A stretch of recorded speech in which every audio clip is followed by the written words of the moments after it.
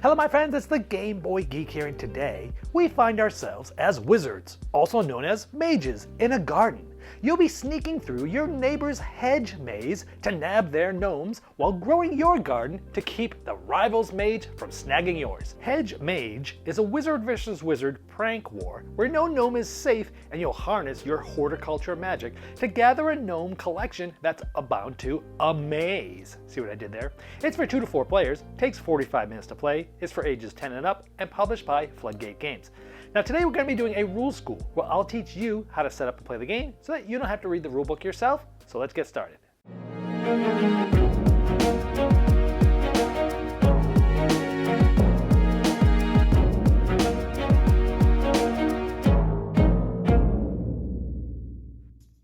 Hedge Mage is a wizard versus wizard prank war, and no gnome is safe because you're going to have your own mages and you're going to be trying to wake up and carry gnomes, where each player simultaneously will be placing a hedge into their garden. And you're trying to build a maze so it's difficult for the other player, like the gray player, to run around, wake up gnomes, and rescue them.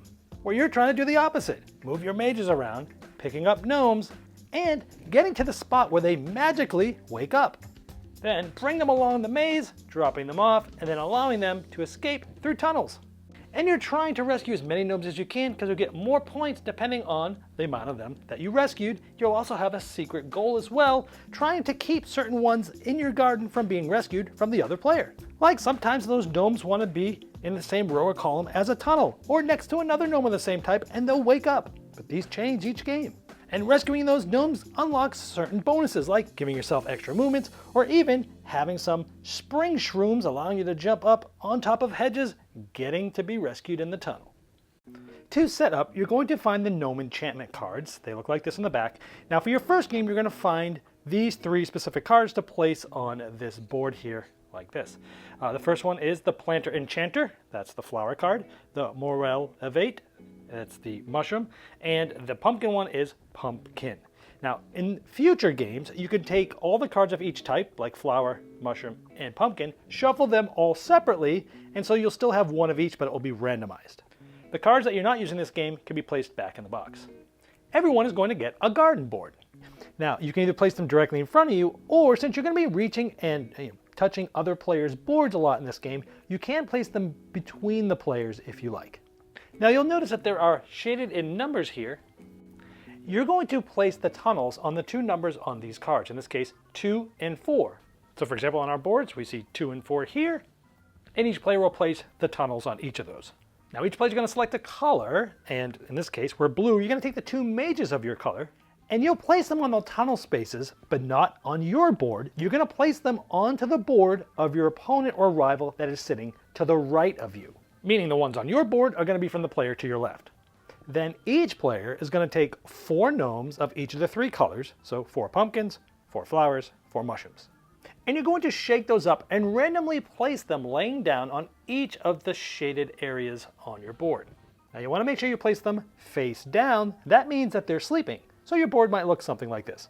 Each player is also going to get a set of hedge tiles, and you'll know they're yours because the circle around this sigil icon is the same color as your mages. In this case, it's a light blue circle, so these are the tiles for the blue player. Now also, you'll have 2 single tiles that are just 1 by 1 essentially. You'll take those and you'll put those off to the side. These are bonus tokens that you might get later. Each player is going to get a Gnome Suite Gnome board, and notice that the colors here match your mages. You're also going to get 4 movement tokens that you'll place here. The rest of the movement tokens can be placed in a supply in the middle of the table. And each player is going to get 1 spring shroom token. And the rest of the spring shroom tokens can be placed in a supply next to the movement tokens. Next, you're going to shuffle all 12 of these hedge cards. You're going to remove 2 of these from the game without looking at them. Then you'll have 10 left. And you'll place these face down in the middle of the table.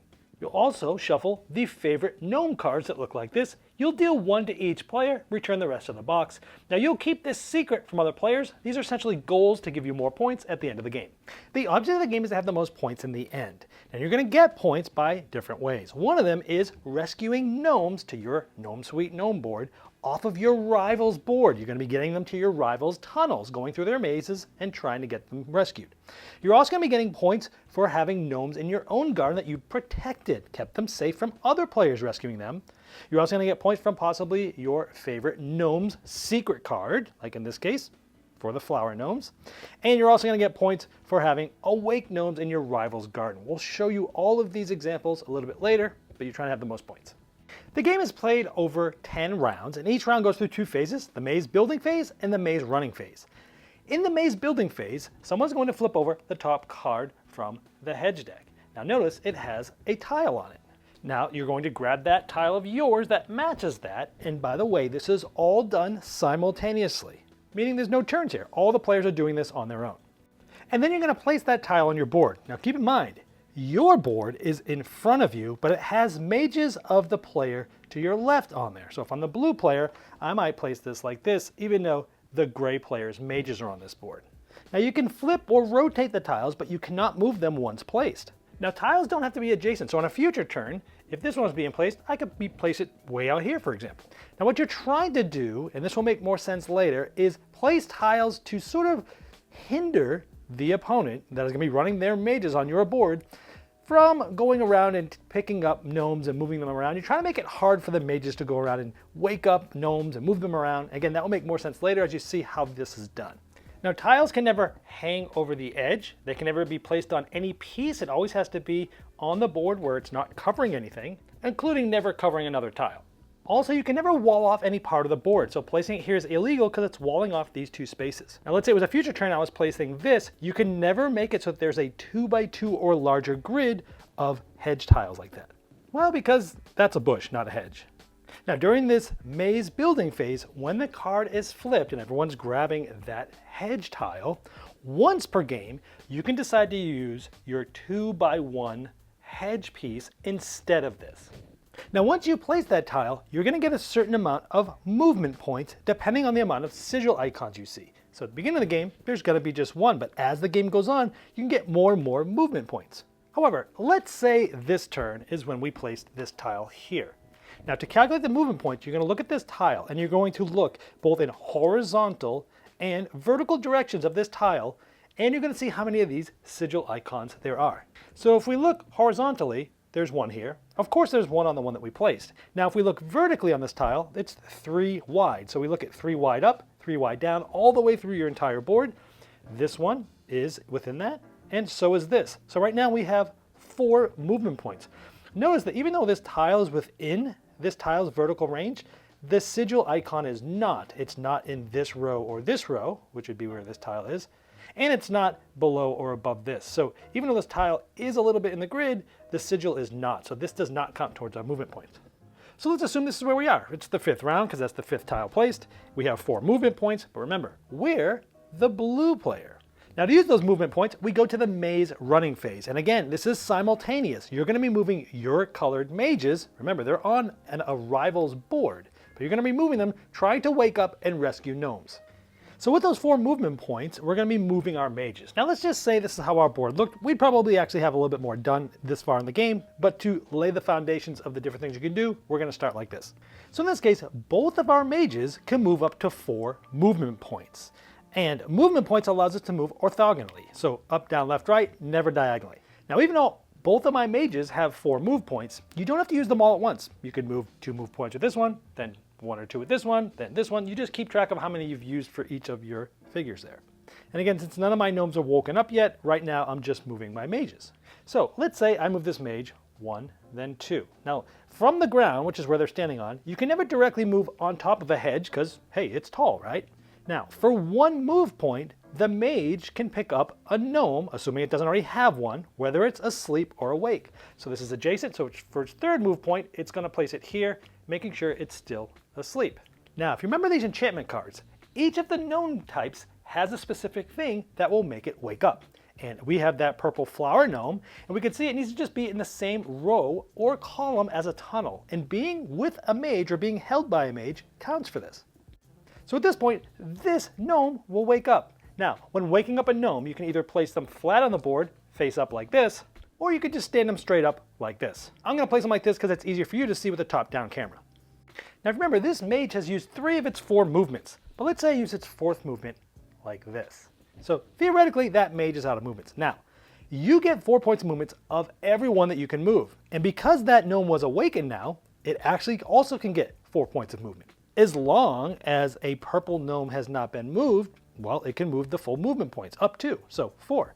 Because each round you can move both mages and up to 1 gnome of each color, assuming they're awake. So in this case, this gnome has 4 movement points, and it's on a mage. Now, a mage is carrying this, and so it's taller than the hedge. So for 1 movement, it can move itself down to right here. And for another movement, it can go right into the tunnel, which is great because that's how you rescue a gnome. Now at the end of the game, this essentially is going to get me 2 points. My second one is get me a total of 5 points, then 8 and 12 if you rescue all 4 purple ones. And that's how they're going to score when you rescue them at the end of the game. Now you'll also get a bonus. This one shows me an extra movement token. Now we start with 4, you have a max of 6, and so we can gain an extra 1 of those. Now these movement tokens can be used even the round that they're gotten in, and this gives every character that you can move an additional movement. If you end up getting this bonus, you get one of your extra sigil tokens that we set aside at the beginning. And when you place a tile next time, you can place this on top of that hedge to essentially give you another movement point. If you go here, you'll get an additional spring shroom token. Remember, you start with 1 of these at the beginning of the game already. And at any time, you can place one of these on a ground spot like this. Now, that's basically like a trampoline. So if this gnome ever moved onto it, it can then move automatically 1 space adjacent without spending any extra movement. And since it's sort of a trampoline, it can go right on top of the hedge, for example. Now the mages can use them too, and you can actually place them right below a character, allowing them to immediately move like that. Now a couple more aspects about moving. Now remember, only an awake gnome can go in the tunnel, otherwise it just blocks the tunnel. Now remember, this mage can spend a movement point to pick up an adjacent gnome, or by moving into its spot, it actually does pick it up for free essentially, but it did cost 1 movement point to get there. But it also costs 1 movement for the mage to place it adjacent. So he could have placed it up here or down here or even into the tunnel. So sometimes you can use the mage's movement points to place a gnome somewhere, but sometimes you can use the gnome's movement points to jump off, and so you have that flexibility. Now the gnomes can move through other gnomes, but they can't end their movement on top of one of them. But keep in mind with the mages, they can be jumping up when mages can be carrying them, and that's sort of an exception to that. A couple more movement exceptions. If a mage is on a hedge, it cannot bend down to a ground level to pick up a gnome. A gnome can use a mage like a ladder. It can use 1 movement point to jump being carried by a mage, and then another one to jump down on this hedge.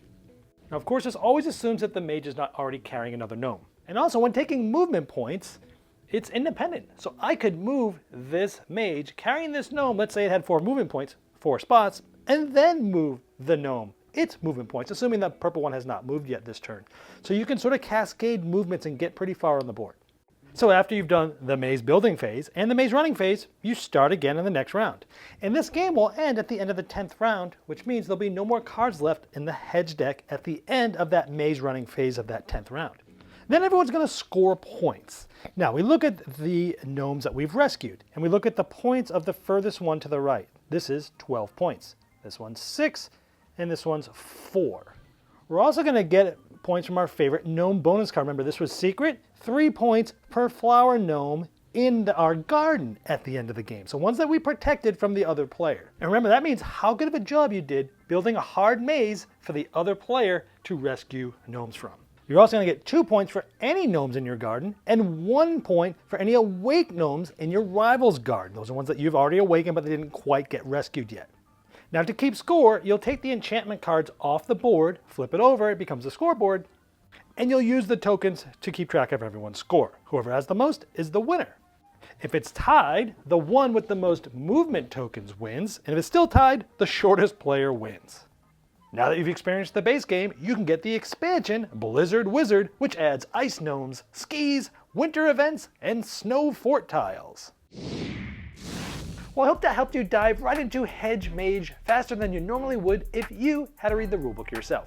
Now, if you have further questions about the rules, there's a link in the description of this video just below me. That's the best place to ask them because I'll be notified, but so will Floodgate Games.